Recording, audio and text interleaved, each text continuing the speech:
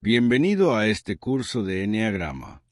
Si has llegado hasta aquí, ya intuyes que no se trata solo de un catálogo de rasgos, sino de un mapa para comprender por qué pensamos, sentimos y actuamos como lo hacemos. El Eneagrama describe 9 patrones de personalidad, 9 maneras de mirar la realidad, y nos ayuda a reconocer el piloto automático que gobierna gran parte de nuestras reacciones. A diferencia de un test pasajero, este enfoque propone un trabajo honesto de autoconciencia, ver nuestras inercias, nombrar nuestras trampas y, desde ahí, abrir alternativas. Lo que aquí te propongo es un recorrido claro y directo para empezar con buen pie. Entender las bases, detectar tu patrón dominante y usarlo en favor de tu vida cotidiana. La personalidad se forja en la infancia como un mecanismo de adaptación. Ante lo que dolía o confundía, levantamos una estructura que nos ayudó a sobrevivir. Con el tiempo, esa coraza se vuelve estrecha. Lo que fue defensa se transforma en limitación. Cuando decimos yo soy así, solemos nombrar esa costumbre automática que excluye otras formas de ser. El eneagrama llama a esa raíz pasión, un impulso emocional inconsciente que nos tira hacia la misma dirección. Y fijación, la idea con la que justificamos ese impulso. Identificar esta dupla no es para culpabilizarnos, sino para recuperar libertad, dejar de tropezar con la misma piedra y ampliar nuestro rango de respuesta. En este curso seguiremos una línea de trabajo inspirada, entre otros, por Claudio Naranjo y las aportaciones de autores contemporáneos. Nos centraremos en lo esencial y útil. Comprender el sistema como un puzzle de 4 piezas: herida infantil, pasión y fijación, eneatipo, subtipos e instintos, y traducirlo a prácticas concretas. Aquí no memorizarás listas eternas. Aprenderás a mirar tu experiencia con más sutileza. Iremos paso a paso, desarmando mitos, aclarando términos confusos y mostrando ejemplos cotidianos para que puedas reconocer tu patrón sin forzarte en etiquetas. La meta no es arreglarte, sino relacionarte mejor contigo, con los demás y con la vida que ya estás viviendo. Imagina el eneagrama como un gran puzzle. Si lo observamos completo, parece un mapa complejo de la naturaleza humana. Pero para entenderlo a fondo necesitamos separar cada pieza, mirarla por sí misma y después volver a encajarlas.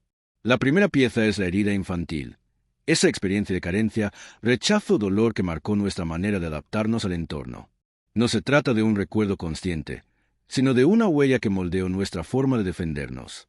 Esa herida es el origen del personaje que adoptamos, y es lo que en buena parte explica por qué una persona desarrolla un eneatipo y no otro. De esta herida surge la segunda pieza, la pasión y la fijación. La pasión es la fuerza emocional inconsciente, como un empuje interno que nos arrastra sin que lo notemos. La fijación es la historia mental que nos contamos para justificar ese movimiento. Juntas forman las raíces de cada eneatipo.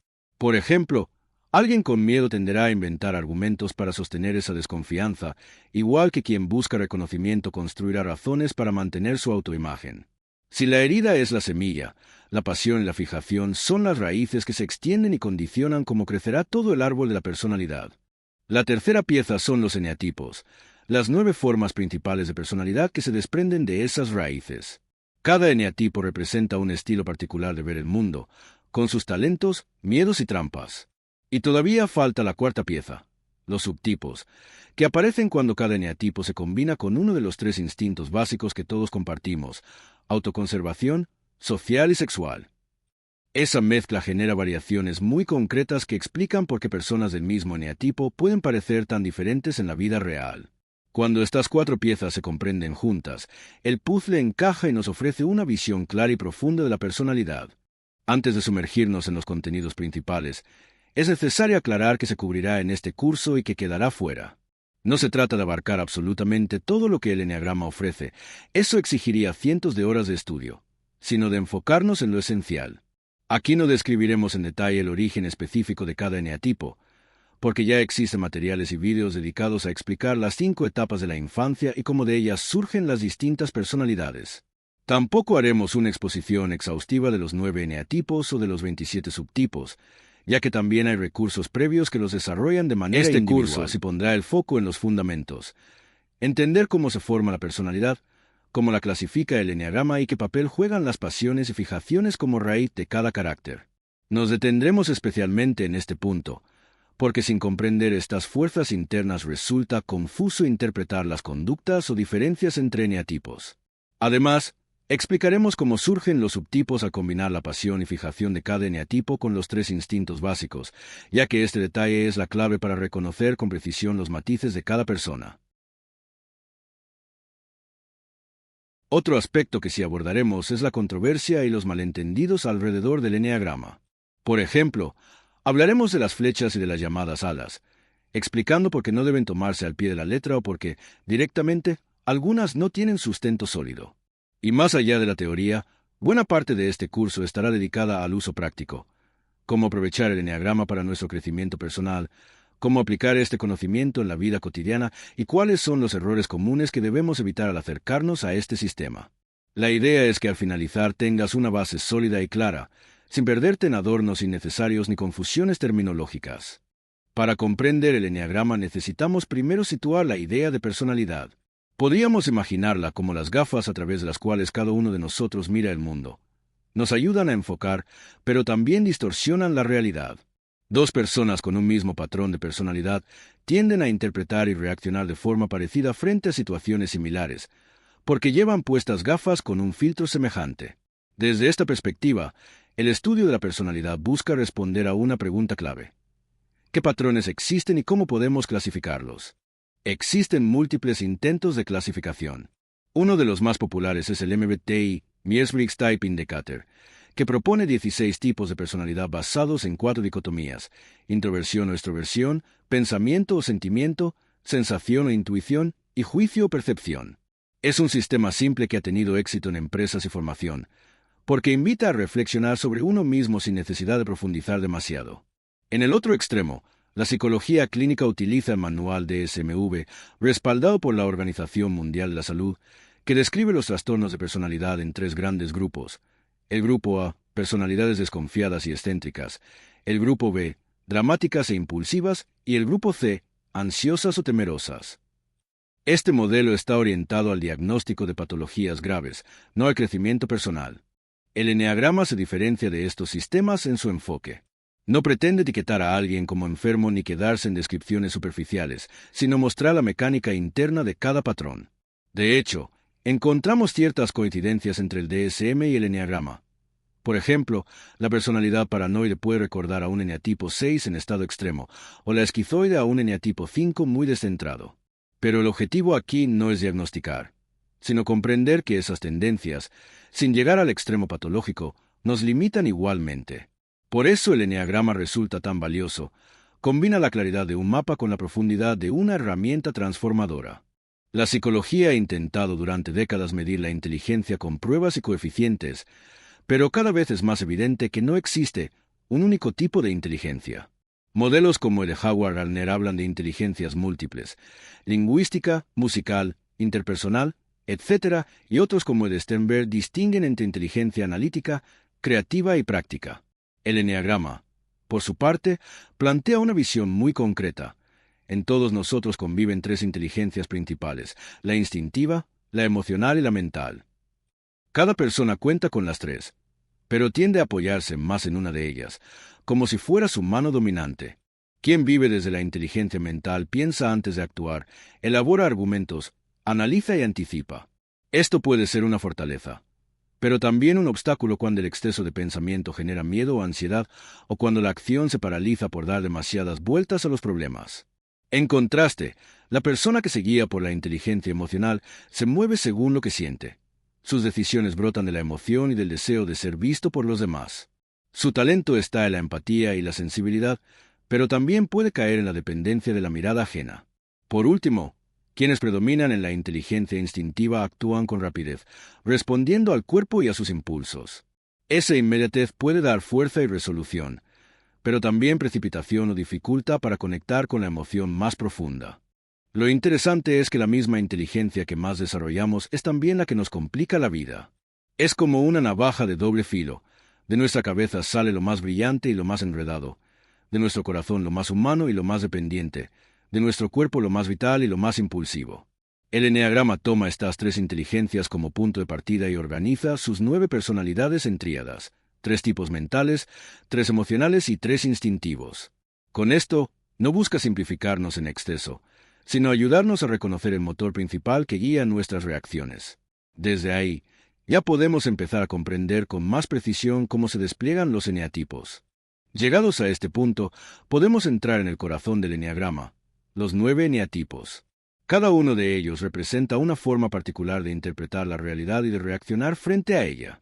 No se trata de etiquetas estáticas, sino de estilos de personalidad que nacen de la herida infantil, se sostienen en la pasión y fijación y terminan dando lugar a conductas y motivaciones recurrentes.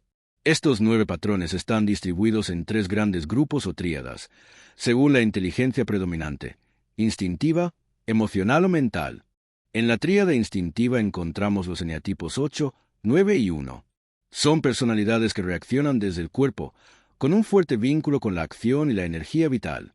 El 8 busca afirmar su fuerza y controlar, el 9 busca la paz y la fusión, y el 1 busca la perfección y la corrección moral. En la tríada emocional están los eneatipos 2, 3 y 4, que se centran en la imagen y el valor personal. El 2 busca sentirse necesario y amado, el 3 busca reconocimiento a través de los logros, y el 4 busca autenticidad y una identidad única. Finalmente, en la tríada mental se ubican los eneatipos 5, 6 y 7. El 5 busca seguridad en el conocimiento, el 6 en la previsión y la lealtad, y el 7 en la variedad y la experiencia. Cada uno de ellos, aunque distinto, comparte el mismo eje de referencia: la cabeza. Es importante recordar que la personalidad es una defensa, no es lo que somos en esencia, sino una estrategia que adoptamos en la infancia para sobrevivir emocionalmente. Por eso cada eneatipo encierra un talento genuino, al mismo tiempo, una limitación dolorosa. El 8 puede ser protector y valiente, pero también dominante. El 4 puede ser creativo y profundo, pero también atrapado en la melancolía. El 6 puede ser leal y comprometido, pero igualmente ansioso y desconfiado. Ver el eneagrama como un catálogo de virtudes y defectos sería reduccionista. Lo que propone es comprender la lógica interna de cada personalidad, de donde surge su fuerza y donde se convierte en trampa. Solo desde esa comprensión puede iniciarse el trabajo de transformación.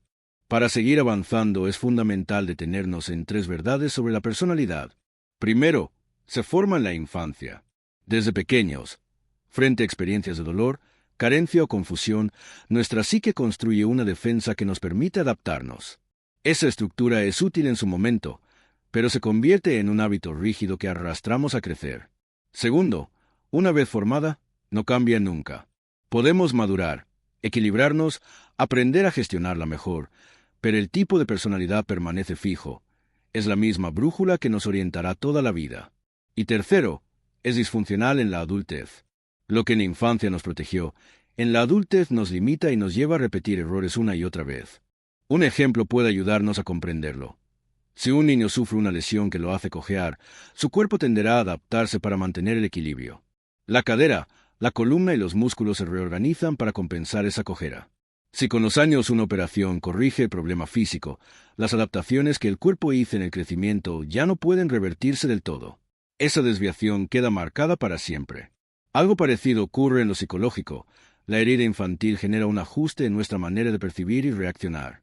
Aunque en la adultez las circunstancias cambien, la estructura formada en la infancia se mantiene, llevándonos a actuar como si el peligro original aún estuviera presente. Por eso se dice que la personalidad son gafas distorsionadas. Con ellas interpretamos el mundo y, sin darnos cuenta, terminamos tropezando siempre con las mismas piedras. Cada eneatipo tiene un sesgo particular, una visión fija que reduce la realidad a un ángulo limitado. Esta limitación no es trivial. Condiciona nuestras decisiones, nuestras relaciones y hasta nuestra autoimagen. La clave está en reconocer que ese filtro no somos nosotros en esencia, sino un mecanismo aprendido. Tomar conciencia de este punto abre la posibilidad de no identificarnos por completo con el ego y, poco a poco, empezar a vivir con más libertad.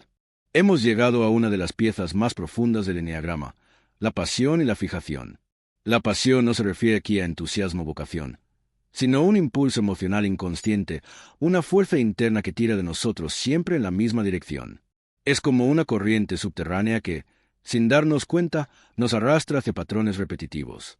Cada eneatipo tiene la suya: ira, orgullo, miedo, envidia, avaricia, vanidad, gula, lujuria o pereza. Estas pasiones son reacciones distorsionadas nacidas de la herida infantil y se convierten en la raíz desde la que florece todo el carácter, la vida. Y tercero, es disfuncional en la adultez.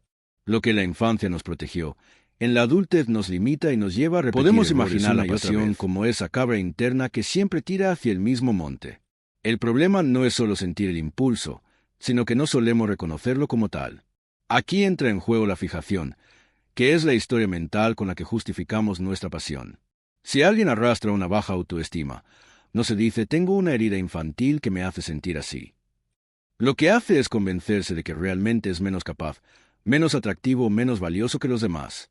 Del mismo modo, alguien dominado por la vanidad no piensa «mi ego necesita inflarse», sino que se dice a sí mismo que efectivamente es más brillante, simpático o talentoso. La fijación es la racionalización. Resulta curioso que 7 de estas pasiones coincidan con los 7 pecados capitales de la tradición cristiana: ira, orgullo, envidia, avaricia, gula, lujuria y pereza. A ellas se suman la vanidad y el miedo, completando el mapa de los 9 eneatipos. Más allá de la etiqueta, lo importante es comprender el concepto detrás de cada palabra.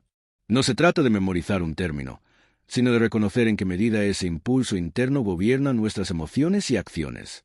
Cuando logramos ver la pasión y su fijación asociada, dejamos de confundir el filtro con la realidad. Es en ese instante cuando el eneagrama empieza a transformarse en algo más que una teoría. Se convierte en un espejo honesto que nos muestra lo que nos domina por dentro. Cuando hablamos de pasión en el eneagrama no nos referimos a entusiasmo ni a vocación, sino a un impulso emocional inconsciente que tira de nosotros en una dirección fija. Es una corriente subterránea que nace de la herida infantil. Una percepción distorsionada que se instala muy temprano y que más tarde alimenta deseos, temores y reacciones automáticas.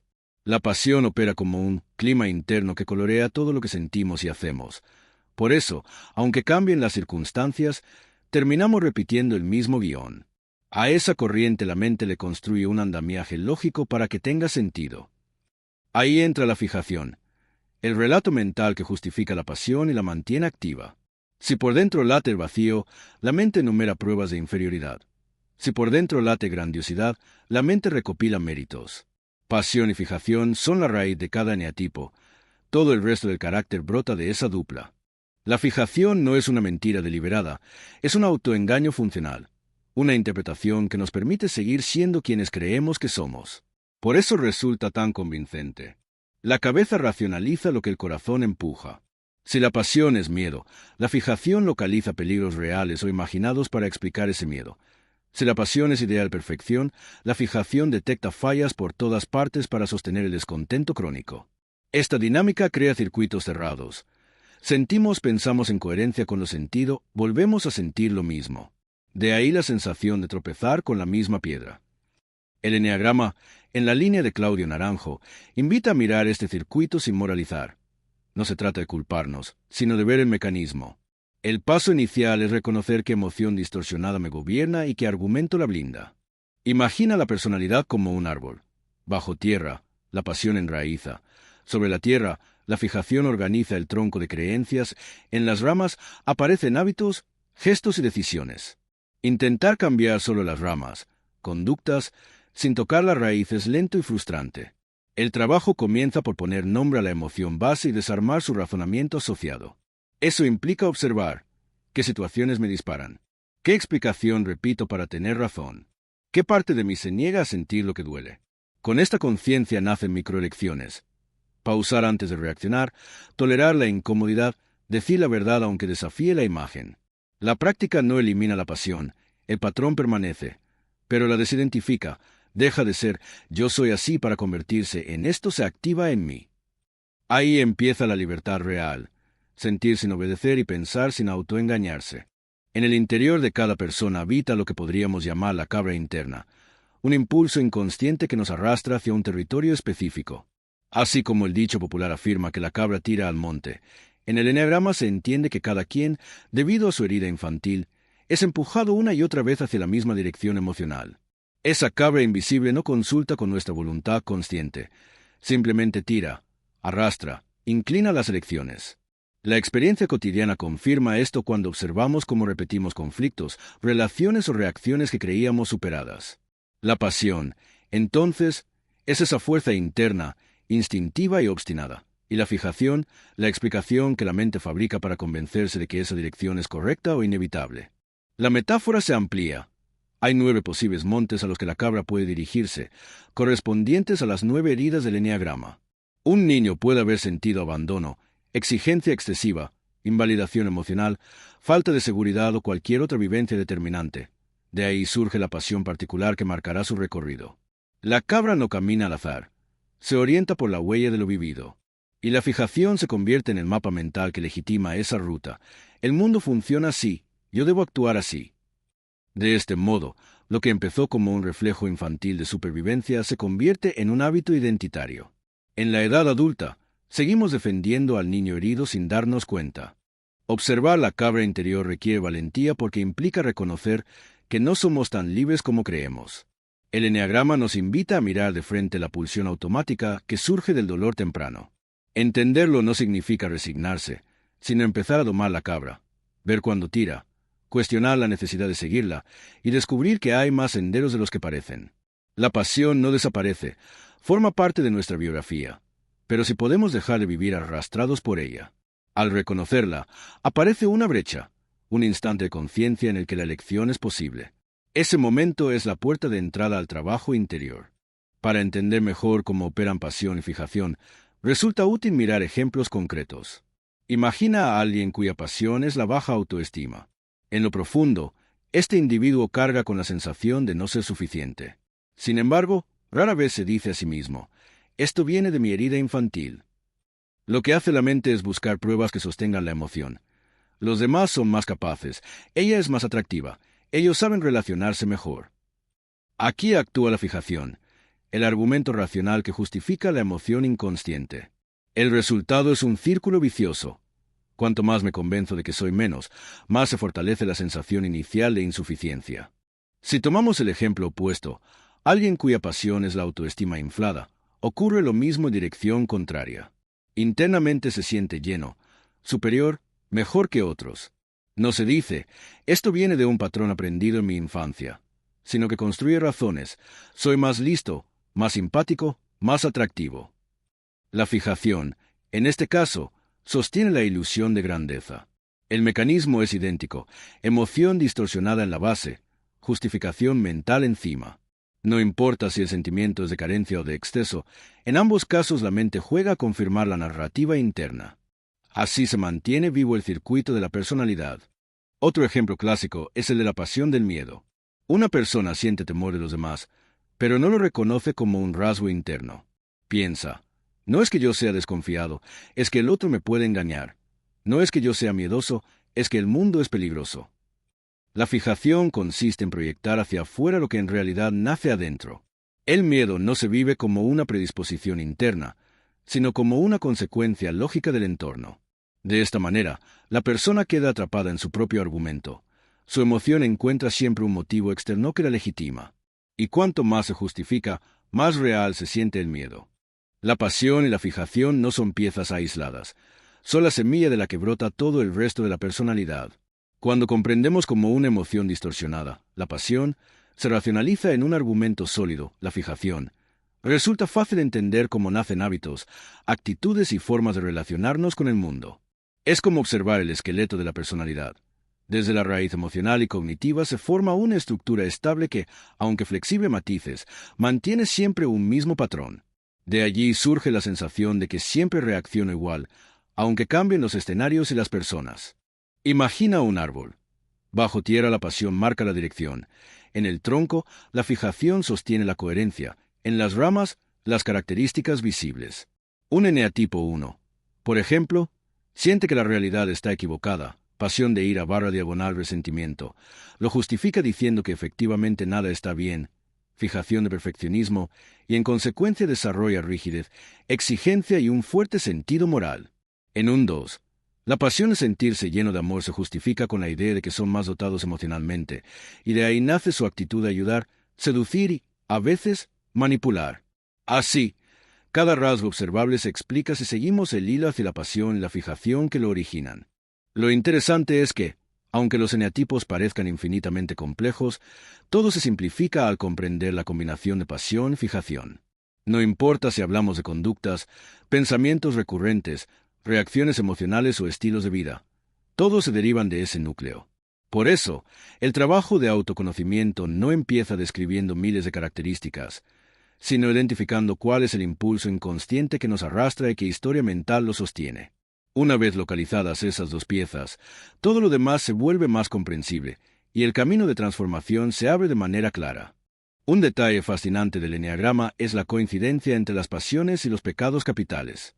7 de las 9 pasiones principales coinciden con esos antiguos conceptos morales: la ira del 1, el orgullo del 2, la envidia del 4, la avaricia del 5, la gula del 7, la lujuria del 8 y la pereza del 9. A esta lista se añaden 2 pasiones que no estaban en la formulación clásica: la vanidad del 3 y el miedo del 6. Este paralelismo no es casual. Ambas tradiciones describen los mismos impulsos profundos que alejan al ser humano de su centro. La diferencia es que, en el eneagrama, esas fuerzas no se entienden como pecados morales, sino como distorsiones emocionales inconscientes. El uso de palabras como ira o lujuria puede generar confusión, porque no siempre corresponden a su sentido más popular. Por ejemplo, la ira del 1 no se limita a estallidos de furia, sino a un resentimiento interno ante lo imperfecto. La lujuria del 8 no se reduce a lo sexual, sino a la búsqueda de intensidad desbordante en cualquier ámbito. La gula del 7 tampoco se limita a la comida, sino a la insaciabilidad de experiencias placenteras. Lo esencial no es memorizar términos, sino captar la energía central que cada palabra intenta señalar. Cada autor incluso varía los nombres, pero todos coinciden en la raíz emocional que describe. Lo valioso de esta clasificación es que ofrece un lenguaje común para hablar de lo que nos mueve en lo más profundo. Reconocer la pasión que me habita es como identificar la nota base de una melodía. Todo lo demás se construye encima. Y aunque los términos puedan variar o incomodar, lo importante es entender su función descriptiva. Son nombres que señalan hacia un fenómeno universal, la manera en que el dolor temprano se convierte en impulso y el impulso en carácter. Este marco abre la puerta a explorar cada eneatipo desde su raíz, comprendiendo cómo la pasión y la fijación colorean la vida entera. La pasión del eneatipo 1 se denomina tradicionalmente ira, aunque este término puede resultar engañoso. No se trata únicamente de explosiones emocionales, sino de una sensación de oposición constante frente a la realidad.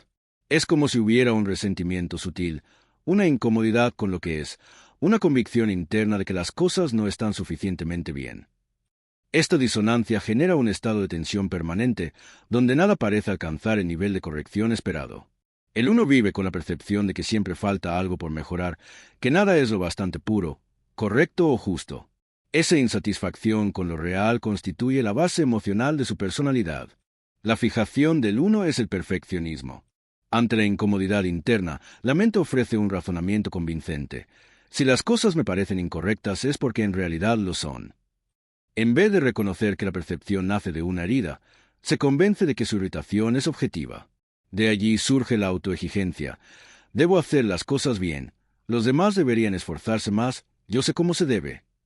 Así, la pasión de resentimiento encuentra sustento en un sistema de creencias rígido.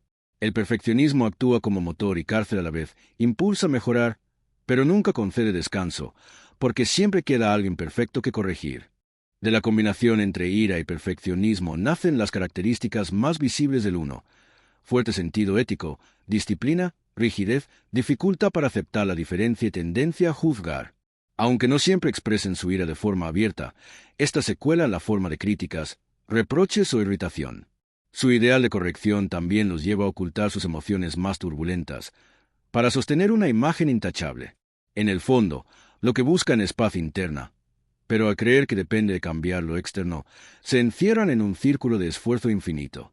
El trabajo profundo para el 1 es reconocer que su resentimiento no se debe a un mundo incorrecto, sino a una herida que lo lleva a verlo de ese modo. La pasión del eneatipo 2 se describe como orgullo, aunque a menudo también se le llama soberbia. Esta palabra no apunta únicamente a arrogancia explícita, sino a una visión engrandecida de sí mismo, especialmente en el terreno emocional. El 2 siente, en lo profundo, que está lleno de amor y que posee una capacidad especial para dar, cuidar y atender a los demás. Esta percepción interna de abundancia afectiva lo lleva a sentirse maravilloso y fantástico. No reconoce que esa visión se origina en una herida, sino que se convence de que es real. Su identidad se apoya en esa autoimagen inflada. Alguien más amoroso, más generoso y más necesario que los demás. La fijación que sostiene esta pasión es la idea de estar más dotado emocionalmente que el resto. Inconscientemente, el 2 piensa, si me siento lleno de amor es porque verdaderamente lo estoy. Si los demás me necesitan, es porque me hay algo especial. Desde ahí se construye su actitud de ayuda constante. Sin embargo, tras esa entrega se esconde un deseo inconsciente de recibir amor y de asegurar vínculos afectivos. En otras palabras, da para recibir, aunque no lo reconozca. Además, reprime sus propias necesidades y sufrimientos porque no encajan con su autoimagen. Yo no necesito, yo doy. Esa negación del propio dolor fortalece aún más su orgullo. De esta raíz nacen las principales características del 2. Generosidad, capacidad de seducción, inclinación a complacer, a la vez manipular emocionalmente para sostener su lugar en la vida del otro. Su orgullo se reviste de entrega, pero muchas veces esconde dependencia. Necesitan ser amados tanto como aseguran amar. Cuando no son reconocidos, surge frustración y dolor, aunque procuren ocultarlo. Claudio Naranjo decía que, detrás del orgullo, lo que en realidad se esconde es la negación del sufrimiento. El camino de transformación para el 2 implica reconocer esa necesidad escondida, aceptar que no siempre tienen que dar, y permitirse también recibir desde la vulnerabilidad y no solo desde la máscara de la generosidad. La pasión del eneatipo 3 es la vanidad, entendida no solo como deseo de verse bien, sino como una preocupación constante por la imagen y por destacar a los ojos de los demás. El 3 invierte gran parte de su energía en parecer más que en ser, en sostener una autoimagen que pueda ser admirada, valorada y aceptada. Su emoción básica lo lleva a sentir que vale tanto como la imagen que proyecta.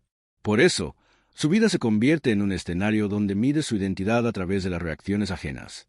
Esta pasión los impulsa a construir un personaje eficiente, exitoso y atractivo, aunque a costa de desconectarse de su sentir más auténtico. La fijación que acompaña a esta pasión se llama autoengaño. El 3 no reconoce que vive atrapado en la apariencia. Piensa que todos lo hacen y que es lo normal en la vida social. No percibe la diferencia entre lo que realmente es y lo que aparenta ser. Su mente le repite, si los demás me consideran valioso, entonces lo soy. Si no, no valgo. Así, se aferra a un sistema de justificación donde la imagen y la valoración externa definen su identidad. Su esfuerzo constante, su disciplina y su control emocional responden a esa necesidad de mantener la fachada. No es un engaño malintencionado, sino un mecanismo de supervivencia. El temor a no ser amado por lo que es, lo empuja a ser amado por lo que muestra. De esta raíz brotan los rasgos típicos del 3. Ambición, eficiencia, deseo de destacar y ser admirado, obsesión con los logros y resistencia a mostrar vulnerabilidad. Muchas veces sienten que su valor depende de sus resultados y no de su esencia. Por eso trabajan duro, controlan su comportamiento y vigilan cada detalle de su imagen. El problema es que, cuanto más se esfuerzan en sostener la máscara, más se alejan de su verdadero yo. La transformación comienza cuando reconocen que su identidad no depende del aplauso ni del éxito externo, sino de reconectar con su autenticidad. El reto del 3 es pasar del parecer al ser, derribando poco a poco la ilusión del autoengaño. La pasión del eneatipo 4 se denomina envidia, aunque este término no siempre refleja su sentido profundo. Más que un simple deseo de lo que otros poseen, se trata de una sensación interna de carencia, de creer que les falta algo esencial para sentirse completos. El 4 se ve a sí mismo como defectuoso o insuficiente, como si hubiera una grieta en su identidad que nunca termina de cerrarse. Este sentimiento, nacido de la herida infantil, se convierte en un filtro que tiñe su vida. Perciben a los demás como más felices, plenos o afortunados. La envidia no apunta a objetos materiales, sino a estados internos, la alegría, la ligereza, la paz que parecen disfrutar los otros. La fijación que acompaña esta pasión suele llamarse victimismo. El 4, al sentirse carente, encuentra argumentos para justificar su visión ensombrecida. Tengo defectos irreparables.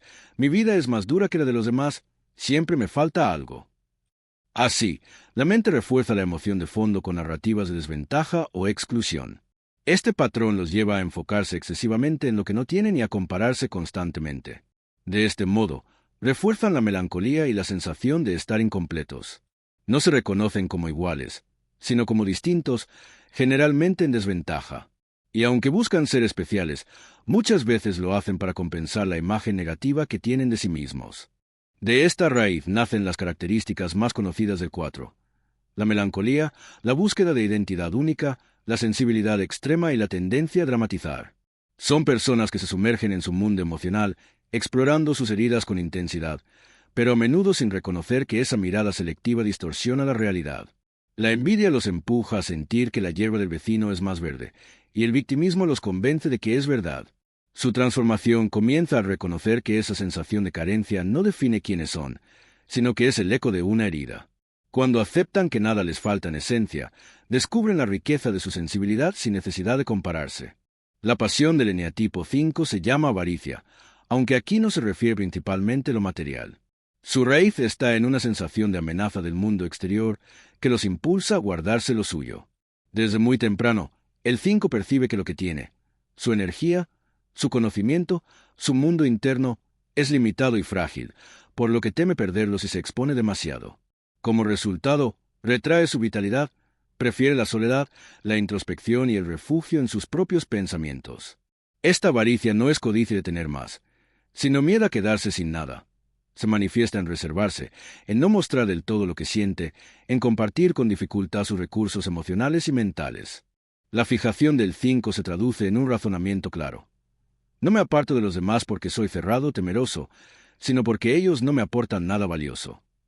Con esta justificación, el 5 protege su necesidad de distancia. La mente refuerza la pasión de retraimiento con argumentos de autosuficiencia. Estoy mejor solo, no necesito de nadie, afuera no hay nada interesante. Sin embargo, en el fondo hay una autoestima debilitada, parecida a la del 4, aunque expresada de forma diferente, no tanto en forma de melancolía, sino como desconfianza ante el mundo externo. La fijación convierte esa emoción en un relato que da sentido al aislamiento, reforzando la desconexión. De esta raíz nacen las características más conocidas del 4: la melancolía, la búsqueda de identidad única, la sensibilidad extrema y la tendencia a dramatizar. Son personas que se sumergen en su mundo emocional, explorando sus heridas con intensidad, pero a menudo sin reconocer que esa mirada selectiva distorsiona la realidad. La envidia los empuja a sentir que la hierba del vecino es más verde, y el victimismo los convence de que es verdad. Su transformación comienza al reconocer que esa sensación de carencia no define quiénes son, sino que es el eco de una herida. Cuando aceptan que nada les falta en esencia, descubren la riqueza de su sensibilidad sin necesidad de compararse. La pasión del eneatipo 6 es el miedo, aunque conviene matizar. No hablamos de un temor concreto como al fuego o a los animales, sino de una sensación constante de inseguridad. A diferencia del 5, cuyo retraimiento es más difuso, el 6 vive con la expectativa de que algo puede salir mal. Una traición, un error, una desgracia inesperada. Su mente se activa para anticipar peligros, imaginar escenarios posibles y prepararse para ellos. Esta actitud, aunque busca protección, suele generar aún más ansiedad, porque multiplica los motivos para preocuparse. El mundo se experimenta como un lugar incierto, donde la confianza es frágil y las amenazas acechan. La fijación del 6 consiste en proyectar hacia afuera la causa de su miedo. En lugar de reconocer, yo soy alguien con tendencia a la desconfianza, piensa, no confío porque el mundo es realmente peligroso. Así, justifica su inseguridad diciendo que las personas no son fiables, que el trabajo está en riesgo, que las instituciones son corruptas. La mente convierte la pasión de miedo en un relato aparentemente lógico. Si tengo miedo, es porque hay razones válidas para tenerlo. De esta manera, el 6 se aferra a la idea de que su desconfianza está respaldada por hechos externos, cuando en realidad es un reflejo interno que colorea su visión del mundo. Desde esta raíz nacen las características más visibles del 6: duda constante, tendencia a la culpa, necesidad de autocontrol y búsqueda de figuras de autoridad que ofrezcan seguridad. Al mismo tiempo, también desconfían de esas mismas figuras, oscilando entre la lealtad y la sospecha. Su vida se mueve entre el anhelo de protección y el temor de ser traicionados. El desafío del 6 es reconocer que la fuente principal de su miedo no está afuera, sino dentro. Es una forma aprendida de percibir el mundo. Cuando aprenden a confiar en sí mismos, dejan de proyectar tanto en los demás, y poco a poco el miedo pierde poder sobre su vida. La pasión del eneatipo 7 se llama gula, aunque no se limita al alimento físico. Es una insaciabilidad por experiencias placenteras, un impulso constante hacia lo nuevo, lo divertido, lo estimulante. El 7 teme quedarse atrapado en el dolor, por lo que busca refugio en la abundancia de sensaciones. Su mente lo impulsa a planear viajes, proyectos, encuentros, a llenar la agenda con todo lo que prometa disfrute. El lema que guía su vida podría ser: primero el placer, luego el deber. En el fondo, la gula no es exceso por maldad o egoísmo, sino un intento inconsciente de escapar del sufrimiento, convencido de que mientras se mantenga ocupado en gozar, no tendrá que enfrentarse al vacío o a la tristeza. La fijación del 7 es la autoindulgencia. Este razonamiento se expresa en frases internas como: no pasa nada si lo hago, si hay consecuencias, no serán graves, hay que disfrutar la vida. Con estos argumentos, el 7 justifica su búsqueda incansable de placer, minimizando los costos o la responsabilidad que puedan derivarse de sus actos. A veces actúan como niños que persiguen caramelos sin considerar si les sentarán mal o si pertenecen a otro. Esta racionalización les permite sostener una visión optimista, incluso ingenua, frente a la vida. Creen que todo saldrá bien y que preocuparse demasiado sería un error. De esta combinación nacen los rasgos típicos del 7: alegría, optimismo, espontaneidad y creatividad, pero también dispersión, dificultad para comprometerse, tendencia a evitar responsabilidades. El 7 rara vez busca dañar a alguien. Simplemente sigue el llamado de su gula, convencido de que la vida es corta y hay que aprovecharla. El reto aparece cuando descubre que su búsqueda de placer es también una huida, que mientras más corre hacia lo externo, más posterga el encuentro con su dolor interno. Su camino de transformación consiste en aprender a sostener la frustración y a descubrir que, al atravesar el sufrimiento, no pierde libertad, sino que la amplía. La pasión del eneatipo 8 se denomina lujuria, pero no debe confundirse con un deseo meramente sexual. Se trata de una búsqueda de intensidad y exceso en todas las áreas de la vida. Emociones fuertes, experiencias extremas, relaciones cargadas de energía.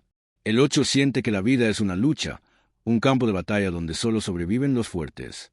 Desde esa convicción, se entrega con vehemencia a todo lo que hace: hablar, trabajar, amar, confrontar. Esta pasión se mezcla con una rabia interna, un resentimiento acumulado hacia un mundo que perciben hostil o injusto. En su interior late la idea de que, para no volver a ser heridos, deben imponerse con fuerza. La fijación del 8 surge como justificación de su dureza. El mundo es peligroso, así que debo ser más fuerte. A mí me dañaron, ahora yo no voy a permitir que me dañen.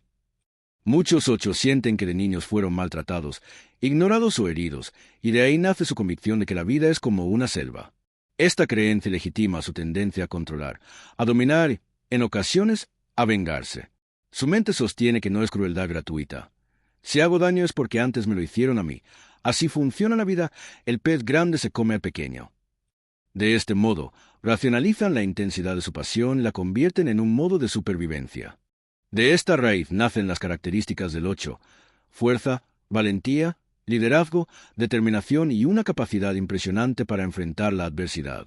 Sin embargo, también emergen la dureza, la impulsividad y la tendencia a intimidar o dañar a otros cuando sienten amenazada su posición. La lujuria los lleva a vivir todo con máxima intensidad, y su fijación de venganza o resentimiento refuerza esa actitud. El camino de transformación del 8 consiste en reconocer que su verdadera grandeza no reside en imponerse, sino en aprender a ser vulnerables. Cuando descubren que no necesitan estar siempre a la defensiva, su energía arrolladora se convierte en una fuerza protectora y generosa para quienes los rodean. La pasión del eneatipo 9 se nombra como pereza, aunque no aluda a la falta de acción cotidiana. Muchos 9 son trabajadores y responsables. Aquí la pereza significa dificultad para mirar hacia adentro y conectar con los propios deseos y necesidades. Desde pequeños aprendieron a adaptarse al entorno, a leer lo que los demás esperan de ellos y a cumplir con ello, dejando de lado su propio querer. Esta desconexión interna genera una vida volcada hacia afuera, reaccionan a lo que ocurre, se acomodan, evitan conflictos, pero sin detenerse a preguntarse qué quieren realmente. La pereza es, en el fondo, una pereza espiritual, una resistencia a despertar a la propia voz interior. La fijación del 9 se llama confluencia o también indolencia. El 9 se justifica diciéndose: no pasa nada si dejo mis deseos de lado, es más fácil adaptarme que crear problemas. De este modo, minimizan su mundo interno y elevan el de los demás. A simple vista parecen personas tranquilas, pacíficas, incluso ejemplares por su capacidad de evitar discusiones. Sin embargo, pagan un precio alto, sacrificar su autenticidad. La indolencia aquí significa insensibilidad hacia el propio dolor, hacia la incomodidad de no ser escuchados. Esta fijación sostiene la ilusión de que ceder siempre es más sencillo que arriesgarse a defender lo propio. De esta raíz nacen los rasgos de 9. Deseo de paz, tendencia a evitar conflictos, calma aparente y gran capacidad de empatía. Pero también la pasividad la dificulta para priorizarse, la propensión a perderse en rutinas o distracciones para no confrontar lo que realmente sienten. Su camino de transformación consiste en reconectar con su centro, atreverse a escuchar su propia voz y aprender a poner límites. Cuando lo hacen, descubren que su verdadera paz no proviene de evitar problemas, sino de habitar plenamente su ser. El 9 pasa entonces de ser un espectador de la vida a convertirse en un participante activo, presente y consciente. Uno de los debates más antiguos de la psicología gira en torno al origen de la personalidad. ¿Es heredada genéticamente o se construye en función del entorno? El eneagrama se sitúa en este cruce, porque reconoce que los rasgos de carácter tienen raíces en experiencias infantiles, pero también que cada niño llega con una disposición particular. Para entenderlo, basta con observar dos polos claros. El color de ojos es 100% genético, el idioma que aprendemos, 100% adquirido. Entre esos extremos existen infinidad de matices. La personalidad se mueve justamente en ese territorio mixto, donde lo heredado marca cierta predisposición y el entorno la moldea, reforzando unas tendencias u otras. Durante mucho tiempo se pensó que la personalidad estaba fuertemente determinada por la herencia. Sin embargo, las investigaciones actuales destacan cada vez más el peso de las experiencias tempranas. Traumas, estilos de crianza, vínculos emocionales. Ejemplos cotidianos lo ilustran. La altura depende de la genética, pero la nutrición influye. El talento para un deporte requiere aprendizaje, pero también cierta predisposición natural. La personalidad sigue el mismo patrón. Es principalmente construida, pero influida en parte por la carga genética. Claudio Naranjo subrayaba que lo decisivo es cómo el niño interpreta y reacciona ante lo vivido, porque esas impresiones tempranas dejan huellas profundas que se transforman en pasiones y fijaciones. Así, el eneagrama no plantea un dilema entre naturaleza o crianza, sino una danza entre ambas. La genética aporta un suelo biológico, temperamento, sensibilidad, reactividad. El entorno aporta las condiciones, amor recibido, exigencias, ausencias, traumas. Lo esencial es comprender que la personalidad no está predestinada a nacer, ni tampoco es un producto neutro del ambiente. Es una construcción viva, donde lo innato y lo aprendido interactúan constantemente. Entender esto nos abre a la compasión. Reconocer que nuestros patrones no son solo culpa nuestra, pero tampoco excusas inamovibles. La libertad comienza cuando aceptamos el origen mixto de nuestro carácter y decidimos trabajarlo con conciencia. Un ejemplo muy gráfico que nos da la ciencia actual proviene de los experimentos con clonación de mascotas. Hoy en día existen empresas que clonan perros y gatos a partir de su ADN. El resultado físico es sorprendente. El animal clonado es prácticamente idéntico al original, genéticamente un gemelo. Sin embargo, estas mismas empresas advierten con claridad. Aunque el cuerpo sea igual, la personalidad y el comportamiento pueden ser muy distintos, porque eso depende en gran medida del entorno y las experiencias vividas. Este hecho confirma que la genética no es destino absoluto. Incluso con la misma carga hereditaria, dos seres pueden desarrollar modos de ser radicalmente diferentes según los estímulos, la crianza, las relaciones y las circunstancias. La clonación animal nos ofrece, así, una ventana clara a lo que sucede con los humanos. Podemos nacer con una predisposición, pero la historia personal es la que esculpe nuestra personalidad concreta. En el caso del eneagrama, este principio se refuerza con las historias comunes que suelen encontrarse en cada eneatipo. Por ejemplo, muchos eneatipo 8 vivieron infancias duras y de gran exigencia. Los eneatipo 1 tuvieron al menos un progenitor muy normativo. Los eneatipo 3 fueron valorados por lo que hacían, no por lo que eran. Aunque cada vida es única, se repiten patrones que muestran cómo las heridas tempranas moldean la estructura de personalidad. Los expertos en eneagrama y psicología coinciden en que la personalidad se va configurando por etapas a lo largo del crecimiento. Cada fase del desarrollo infantil abre una ventana en la que el niño se enfrenta a desafíos, aprendizajes y posibles heridas. Lo que ocurre en esos momentos no se borra, se integra en su manera de sentir, pensar y relacionarse. De ahí que muchas de las pasiones y fijaciones que describimos anteriormente puedan rastrearse hasta episodios concretos de la infancia. Algunos autores destacan la fase perinatal, antes de nacer, señalando que incluso las experiencias en el vientre materno pueden dejar huellas. Otros ponen más peso en los primeros años, donde la relación con los progenitores marca profundamente. Más adelante, durante la infancia y la adolescencia, las expectativas sociales, la comparación con los demás y las primeras responsabilidades terminan de consolidar los patrones. Aunque no todos coinciden en la edad exacta en que se fija cada rasgo, sí hay acuerdo en que cada etapa añade un ladrillo a la construcción de la personalidad. La conclusión es clara: el proceso es acumulativo. No se trata de un solo evento aislado, sino de cómo el niño va atravesando distintas experiencias y adaptándose a ellas.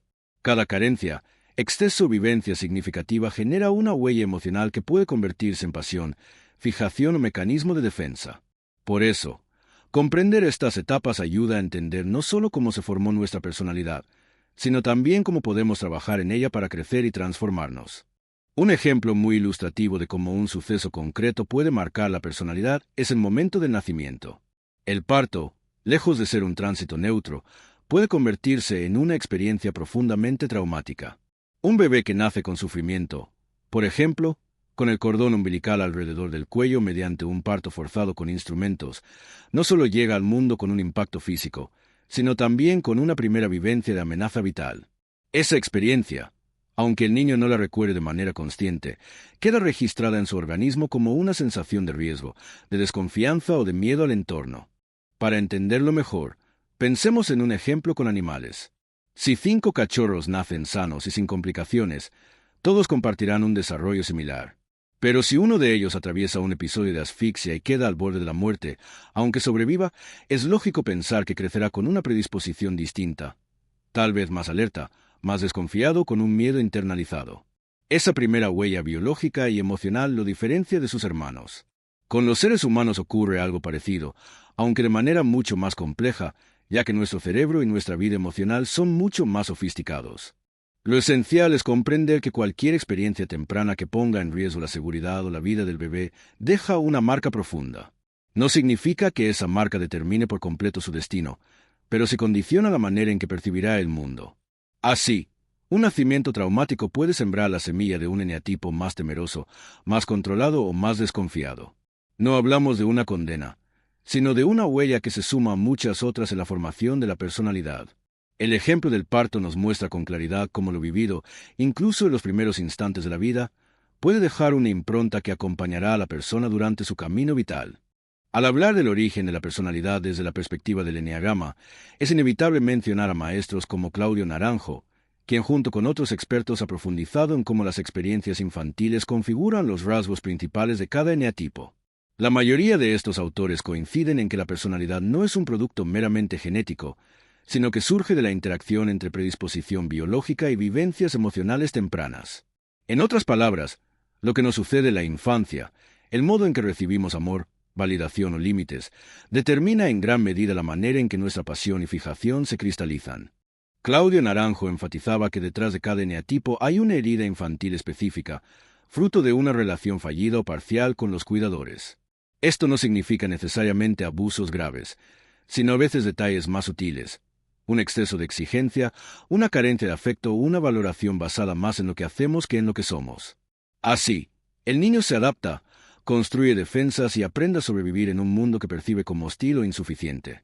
Ese modo de adaptación temprana se convierte, con el tiempo, en el núcleo de la personalidad adulta. De ahí que los expertos en eneagrama coincidan. El entorno en que crecemos es determinante.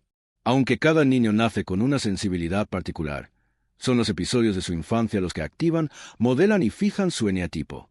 Por eso se observa que personas del mismo eneatipo suelen compartir historias infantiles con patrones similares. Exigencia en el caso de los 1, carencia afectiva en los 4, valoración por el hacer en los 3, y así sucesivamente. Esta visión coloca al eneagrama no solo como un mapa de tipos de personalidad, sino también como una herramienta para comprender nuestras heridas, desde ahí, comenzar un camino de transformación. La gran pregunta que ha acompañado la psicología durante décadas es: ¿qué pesa más, la genética o el entorno en la formación de la personalidad? Hoy en día, la mayoría de especialistas coinciden en que no existe una respuesta absoluta. Algunos rasgos físicos, como el color de ojos, dependen exclusivamente de la herencia. En cambio, aspectos como el idioma o las costumbres son totalmente construidos.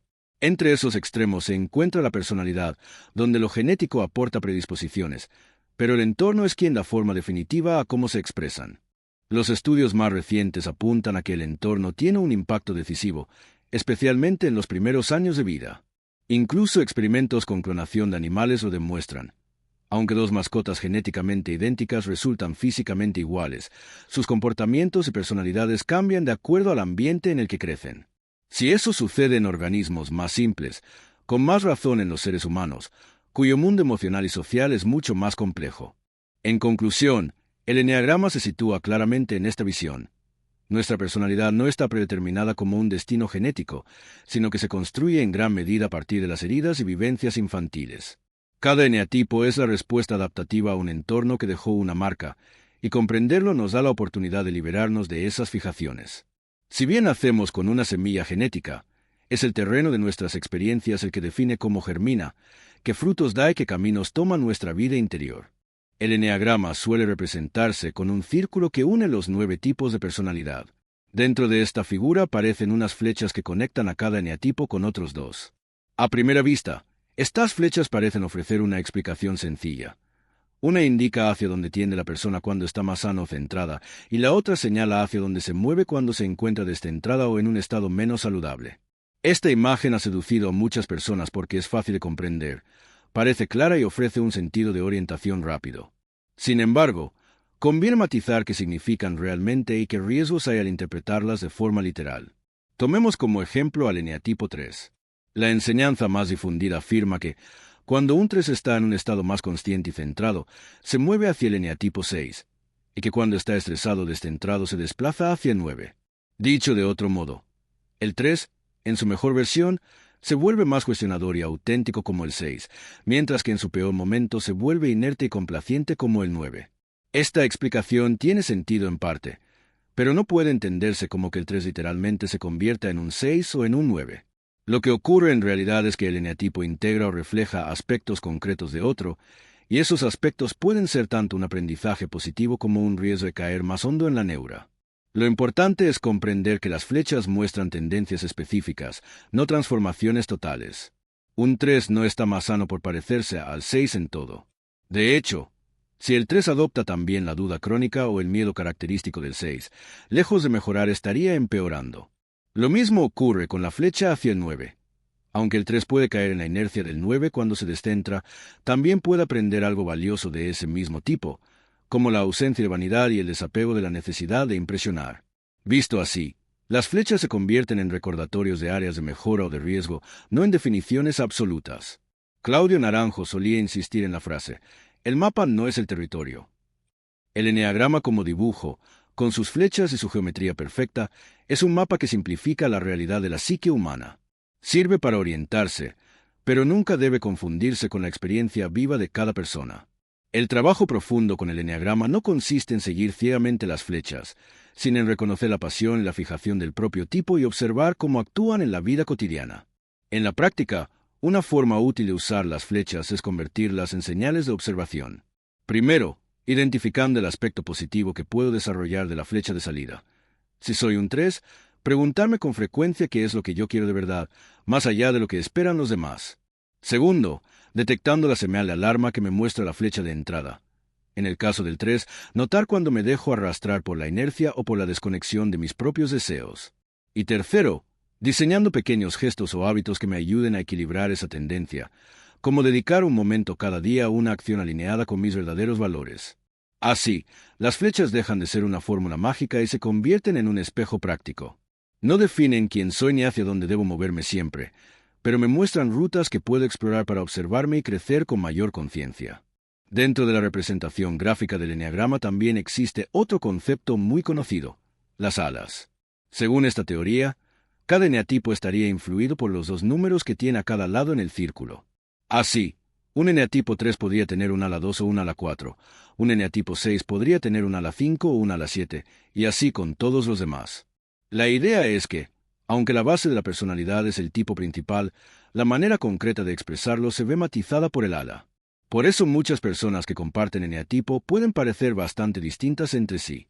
Este planteamiento resulta atractivo porque da una explicación rápida a las diferencias dentro de un mismo tipo. Por ejemplo, no es lo mismo un 3 con ala 2, más orientado hacia la seducción y la ayuda a otros, que un 3 con ala 4, más sensible e introspectivo. La teoría de las alas aporta un lenguaje fácil. Quizás por eso se ha difundido tanto en manuales, libros y cursos.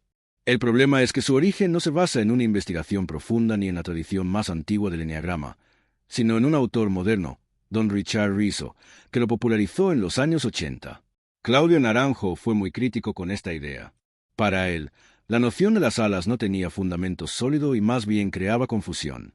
Naranjo explicaba que lo que realmente diferencia a las personas dentro de un mismo eneatipo no son las alas, sino los subtipos instintivos, conservación, social y sexual. Estos subtipos transforman de manera radical la forma en que se manifiesta cada eneatipo, mucho más que cualquier ala. Así, dos personas del eneatipo 4, una de subtipo conservación y otra de subtipo sexual, pueden llegar a parecer casi opuestas, y sin embargo siguen compartiendo la misma pasión fundamental. Cuando entendemos esto, las alas pierden importancia. No se trata de negar que alguien pueda sentir afinidad con un número vecino, sino de recordar que el verdadero motor de la personalidad está en la pasión y en el instinto predominante. El riesgo de las alas es que distraen de este núcleo y llevan a la gente a pensar que con elegir entre dos opciones ya está todo dicho. El trabajo serio con el eneagrama requiere ir mucho más allá. Podemos decir entonces que las alas son una idea atractiva, sencilla, comercial, pero poco fiel a la profundidad del eneagrama.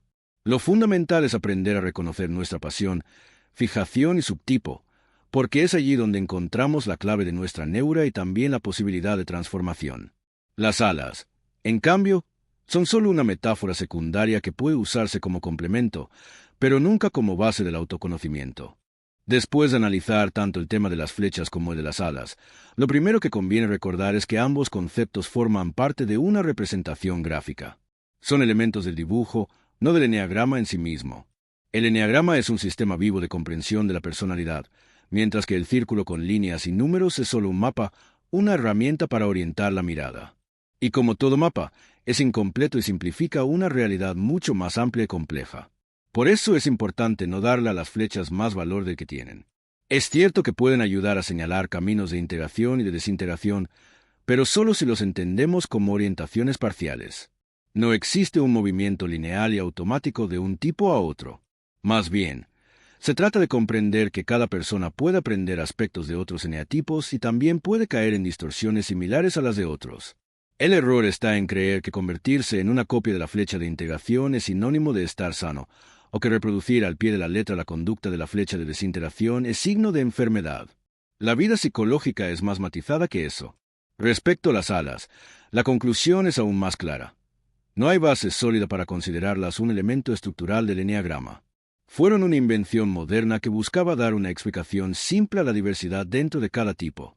Sin embargo, esa diversidad se entiende mucho mejor desde la teoría de los subtipos instintivos.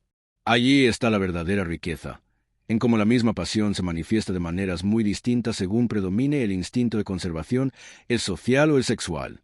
Las alas pueden sonar atractivas, pero en realidad distraen de lo esencial y no tienen un sustento real en la enseñanza de los grandes maestros del eneagrama. En síntesis, tanto las flechas como las alas deben entenderse como recursos gráficos que pueden aportar cierta claridad en un primer momento, pero que pierden peso cuando se profundiza en el estudio. Lo verdaderamente central en el trabajo con el eneagrama no es moverse de un número a otro, ni elegir entre dos alas, sino reconocer la pasión y la fijación que dominan nuestra vida, identificar el subtipo que colorea nuestra experiencia, desde ahí, trabajar en la conciencia de nuestra propia neura. Esa es la clave para que el eneagrama sea una herramienta de transformación y no solo un esquema bonito para colgar en la pared. Muchas personas, al acercarse al eneagrama, se sorprenden de que las descripciones de los tipos pongan tanto énfasis en lo neurótico, lo disfuncional y lo limitado de cada personalidad. A veces incluso sienten rechazo, porque lo que encuentran no son palabras bonitas ni cualidades elevadas, sino pasiones humanas que suenan duras: ira, orgullo, vanidad, envidia, avaricia, miedo, gula, lujuria, pereza. No es agradable reconocerse en esas etiquetas, y algunos autores han intentado suavizarlas, hablando del reformador, el ayudador o el triunfador.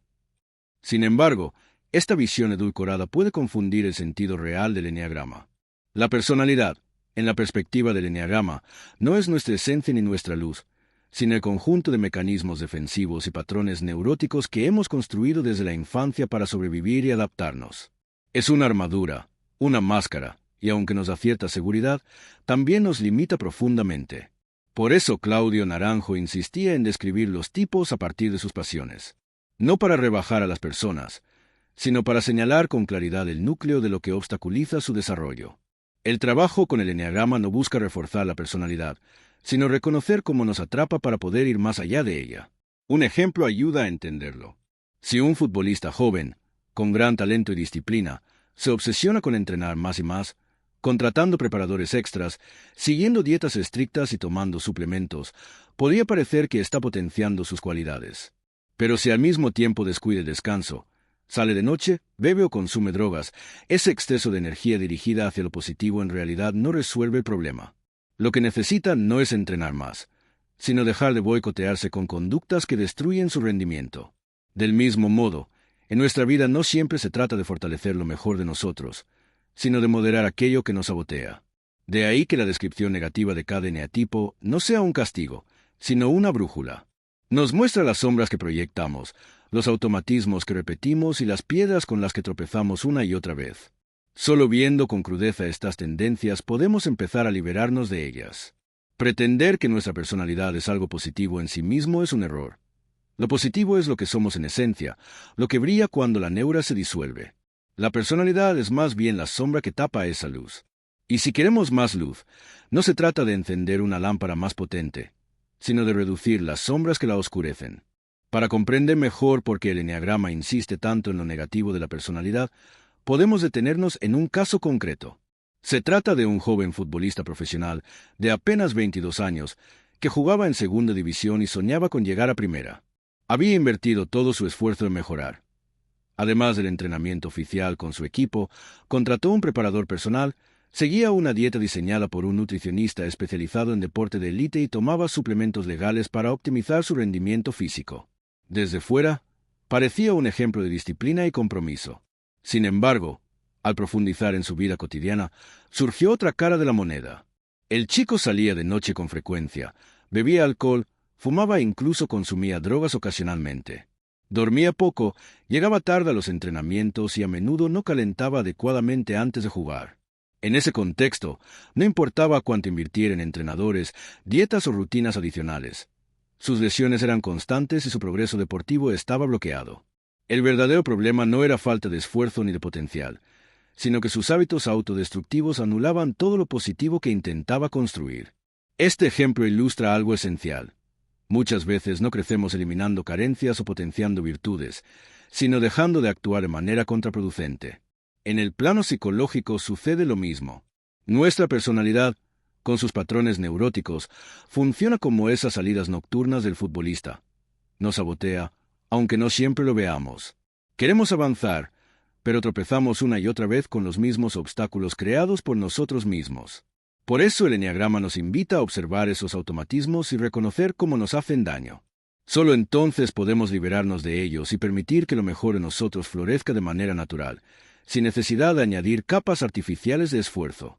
El ejemplo del futbolista revela una enseñanza que va mucho más allá del deporte. Crecer como seres humanos no consiste en acumular más cualidades o potenciar hasta el límite nuestras fortalezas, sino en reconocer y moderar lo que nos sabotea. Muchas veces creemos que la clave del desarrollo personal está en añadir, cuando en realidad se trata de restar. No es cuestión de hacer más, sino de dejar hacer aquello que nos perjudica.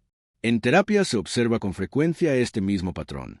Personas que, con gran buena voluntad, intentan mejorar su vida esforzándose en el estudio, en el trabajo o en sus relaciones, pero sin advertir que son sus propios hábitos neuróticos los que generan sufrimiento.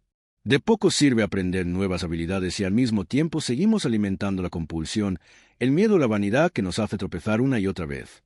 Es como intentar llenar de agua una vasija con un agujero en el fondo. Por más que añadamos, nunca se llena. El verdadero cambio llega cuando tapamos el agujero, cuando dejamos de perder energía en aquello que nos desgasta. Por eso el eneagrama insiste tanto en observar la parte disfuncional de nuestra personalidad. No porque ignore que tengamos cualidades valiosas, sino porque lo positivo ya está en nosotros de manera natural, esperando a salir.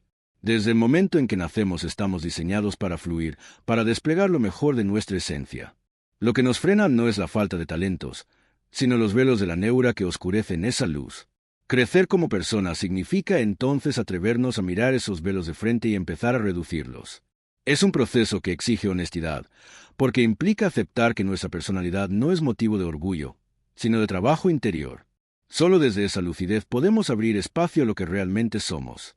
En el mundo del eneagrama existen dos formas principales de presentar los tipos de personalidad.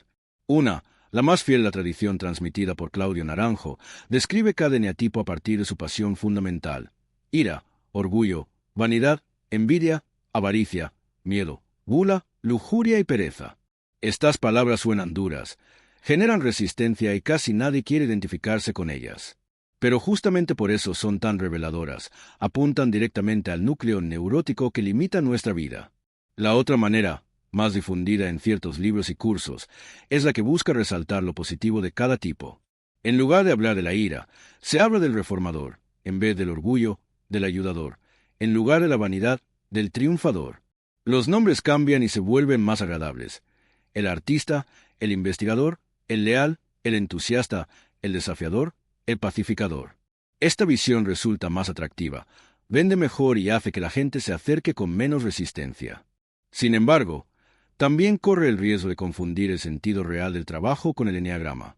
Cuando alguien descubre su tipo y se identifica con una de estas etiquetas positivas, puede sentir satisfacción, como si hubiera recibido un título honorable. Soy un triunfador, soy un reformador, soy un ayudador. Pero esa alegría es engañosa, porque lo esencial del eneagrama no es reforzar la imagen que tenemos de nosotros mismos, sino desvelar lo que esa imagen oculta. La personalidad, en su raíz, no es algo de lo que debamos enorgullecernos, sino una estructura defensiva que nos limita y nos hace repetir los mismos errores una y otra vez. Alegrarse por ser un reformador o un triunfador puede convertirse en una trampa del ego que nos aleja de la verdadera transformación. La propuesta del eneagrama en su versión más profunda es otra: mirar de frente la pasión que nos domina, reconocer la fijación que la sostiene y observar cómo ambas nos empujan a actuar de manera automática. Ese es el punto de partida para liberarnos. El lenguaje positivo puede servir como puerta de entrada, pero si nos quedamos en él, corremos el riesgo de edulcorar la realidad y perder la oportunidad de un cambio auténtico. Por eso, aunque resulte incómodo, es más honesto hablar de ira, orgullo o vanidad que esconder esas palabras bajo disfraces más agradables. Solo lo que se reconoce en su crudeza puede transformarse. Llegados a este punto surge una de las preguntas más habituales: ¿cómo saber cuál es mi eneatipo y mi subtipo? La respuesta no es tan sencilla como muchos quisieran. No basta con leer una descripción y decidir a qué número pertenezco, porque todos tenemos algo de cada tipo y es fácil confundir resonancias parciales con el patrón central. Tampoco es recomendable fiarse únicamente de un test, aunque puedan servir como orientación. Y mucho menos esperar que otra persona, por muy experta que sea, nos diga con certeza quiénes somos, porque incluso los grandes maestros se han equivocado en sus diagnósticos. Existen diferentes caminos. Uno es el estudio teórico, leer y profundizar en las descripciones de cada tipo, intentando reconocerse en alguna de ellas. Este método, aunque necesario como base, suele resultar confuso, porque es común identificarse con varios rasgos de distintos eneatipos. Otro camino son los test de eneagrama, que pueden ofrecer una primera aproximación, pero que no tienen precisión absoluta. Sus resultados son medidas orientativas, no diagnósticos definitivos, y además casi nunca incluyen los subtipos, que son decisivos para comprender las diferencias reales dentro de un mismo tipo. La ayuda de un profesional puede ser útil, pero tampoco definitiva. Alguien con experiencia puede ver con claridad aspectos de nuestra personalidad que a nosotros nos cuesta reconocer. Pero si nos limitamos a aceptar su juicio sin haber hecho un proceso interno, el conocimiento se queda en la superficie. Lo realmente transformador es que uno mismo tome conciencia de su pasión y de su fijación, que vea con claridad los automatismos de su conducta y cómo repite ciertos patrones una y otra vez. Solo cuando esto ocurre, reconocer el propio eneatipo y subtipo se vuelve una experiencia viva y no una simple etiqueta. El camino más fiable suele ser el de la experiencia compartida. Escuchar a otras personas que comparten un mismo eneatipo o subtipo puede resultar revelador. En esos encuentros uno descubre similitudes sorprendentes en la manera de pensar, sentir o reaccionar. También los talleres vivenciales, donde se plantean dinámicas fuera de lo común, ayudan a observar las reacciones automáticas que surgen cuando no tenemos tiempo de preparar una respuesta. Allí, en la espontaneidad, se asoman los rasgos neuróticos con más claridad. En definitiva, descubrir el propio tipo no es cuestión de un test rápido ni de una etiqueta atractiva, sino de un proceso de observación paciente, honesto y profundo. Una vez que una persona logra identificar con cierta claridad su eneatipo y subtipo, aparece la pregunta clave: ¿y ahora qué? Conocer nuestro patrón de personalidad no es un fin en sí mismo, sino un medio para transformarnos. El eneagrama no se trata de memorizar etiquetas ni de justificar comportamientos, sino de usar ese conocimiento como un mapa que nos muestre por dónde nos desviamos y hacia dónde podemos crecer. El primer paso es comprender que nuestra personalidad está marcada por una pasión y una fijación. La pasión es ese impulso irracional que nos arrastra siempre en la misma dirección, y la fijación es la justificación mental con la que defendemos ese impulso. Por ejemplo, alguien dominado por el miedo tenderá a actuar con desconfianza, y además encontrará razones lógicas para explicar por qué desconfiar es lo más sensato. Observar esta dinámica es fundamental, porque solo cuando nos damos cuenta de que no somos plenamente libres, sino que estamos condicionados por nuestra neura, podemos empezar a trabajar en soltarla. El segundo paso consiste en practicar la conciencia. Cada vez que reconocemos que estamos actuando desde piloto automático, tenemos la oportunidad de detenernos, respirar y preguntarnos si realmente queremos seguir en esa dirección. A veces no podemos evitar caer en el mismo patrón, pero el simple hecho de observarlo ya abre un espacio de libertad. Con el tiempo, esa práctica repetida nos permite actuar de forma más consciente y menos compulsiva. El tercer paso es apoyarnos en materiales que nos sirvan de espejo. Los escritos de Claudio Naranjo sobre los subtipos son, en este sentido, un recurso inestimable. Allí se describen con detalle los automatismos de cada combinación de eneatipo e instinto, y leerlos produce a menudo un impacto profundo. Descubrimos que formas de pensar y sentir que creíamos únicas son compartidas por muchos otros, lo cual nos ayuda a desenmascarar la ilusión de que nuestra manera de ser es natural. Ese impacto, a veces incómodo, es precisamente el inicio de la transformación. En resumen, aprovechar el eneagrama para mejorar la vida significa usarlo como un mapa que señala nuestras trampas internas, no como un adorno intelectual ni como una excusa para justificarnos. El objetivo es aprender a reconocer cuando nos movemos desde la neura y empezar a dar pasos, aunque pequeños, hacia una vida más libre, más consciente y más auténtica. Cuando hablamos de la neura nos referimos a ese conjunto de impulsos y justificaciones que configuran nuestra personalidad automática. Saber cuál es nuestro eneatipo y subtipo nos da un mapa de esas tendencias, pero el verdadero trabajo comienza cuando intentamos enfrentarlas en la vida cotidiana. En este sentido, hay dos caminos complementarios: aprender a moderar la neura y aprender a convivir con ella. El primer camino consiste en observar cómo funciona nuestra pasión y nuestra fijación. La pasión es el motor irracional que nos empuja, y la fijación es la idea que justifica ese empuje. Aunque es difícil frenar el impulso pasional, si podemos trabajar con la fijación. Cada vez que notamos que estamos reaccionando de manera automática, podemos detenernos un instante y preguntarnos si nuestra reacción nace de una decisión consciente o de la compulsión de la personalidad. Ese simple gesto de detenerse, respirar y cuestionar ya debilita la fuerza del patrón. El segundo camino es aceptar que la neura no desaparece de un día para otro. Nuestra personalidad no se borra, pero podemos aprender a vivir con ella de manera más lúcida. Reconocer nuestras limitaciones y ver cómo se repiten una y otra vez es doloroso, pero también nos da humildad. En lugar de luchar contra nosotros mismos como si hubiera que erradicar la personalidad, el trabajo consiste en moderar su influencia y permitir que aparezcan espacios de libertad en medio de los automatismos. De este modo, luchar contra la neura no es una guerra frontal, sino un ejercicio de conciencia continua. Cada vez que frenamos el piloto automático y ponemos atención, debilitamos un poco más el dominio de la personalidad. Y cada vez que aceptamos con claridad nuestras sombras sin justificar ni maquillarlas, damos un paso hacia la integración. El eneagrama se convierte entonces en una brújula que nos recuerda hacia dónde solemos desviarnos y cómo podemos recuperar el rumbo una y otra vez. Dentro del trabajo con la personalidad, uno de los aspectos más importantes es identificar las creencias irracionales que sostienen nuestra manera de ver el mundo. Cada eneatipo tiene una pasión que lo impulsa y una fijación que lo justifica. Esa fijación se apoya en ideas profundamente arraigadas que solemos dar por ciertas sin cuestionarlas. Estas creencias, llamadas a veces ideas locas en el eneagrama, funcionan como filtros que distorsionan la realidad y nos mantienen atrapados en nuestra neura. El problema es que estas creencias no se presentan como irracionales a nuestros ojos, sino como verdades indiscutibles. Por ejemplo, un eneatipo 6 puede creer que si no desconfío de los demás, me engañarán, o un eneatipo 3 puede creer que solo valgo por lo que consigo. Estas frases, que parecen simples pensamientos, son en realidad lentes a través de las cuales interpretamos todo lo que nos ocurre. El sufrimiento no proviene tanto de los hechos objetivos como de la interpretación que hacemos de ellos. Una misma situación puede vivirse de maneras muy distintas según la creencia que la sostiene. Dos personas pueden tropezar en la calle.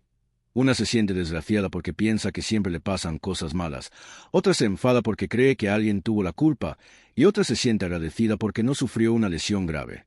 El hecho es el mismo, pero la experiencia subjetiva cambia radicalmente por la interpretación que se hace. El eneagrama nos invita a descubrir cuáles son esas creencias irracionales que gobiernan nuestra vida.